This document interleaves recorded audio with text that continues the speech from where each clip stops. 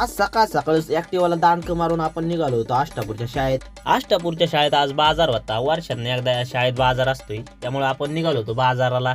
तर नमस्कार पब्लिक, आपलं स्वागत आहे आपल्या नवीन ब्लॉग मध्ये. मग आपण पोहोचलो होतो शाळेत आल्यानंतर आपल्याला एक बोर्ड दिसला, म्हणजे त्या बोर्डाची चांगली क्लिप घेतली काढून. मग आपण बाजार हिंडायला सुरुवात केली. बाजारात एक एक गोष्ट बघत होतो, काय काय आणलंय पोरांनी विकायला. शाळेत बाजार भरवतात ही एक चांगली गोष्ट आहे, कारण की प्रत्येक पोराला ना बिझनेसचं स्किल येतं. आपले कार्यकर्ते शोधत होतो, पण आपले कार्यकर्ते विकायला नसून खाण्यासाठी पुढे होते. काय काय कार्यकर्त्यांनी तर घरनं बिर्याणीच बनवून विकाय आणली होती. म्हणलो खरं आहे भाऊ, तुझं बिर्याणी तर विकाय ठेवली तर कसलं परवडन तुला, मोकार प्रॉफिट मध्ये राहणार आहे तू. शाळेत लकी ड्रॉ सुद्धा होता. आपण 10 रुपये लावले ना, आपले 10 रुपये लॉस मध्ये गेलेलो आहे, कारण की पहिल्यापासून आपल्याला सवय यायची लॉस मध्ये जायची. मग तिथनं डायरेक्ट आपण आलो वाडे बोलायला आल्यावर समोसा खाल्ल्याशिवाय घरी जायचं नसतंय.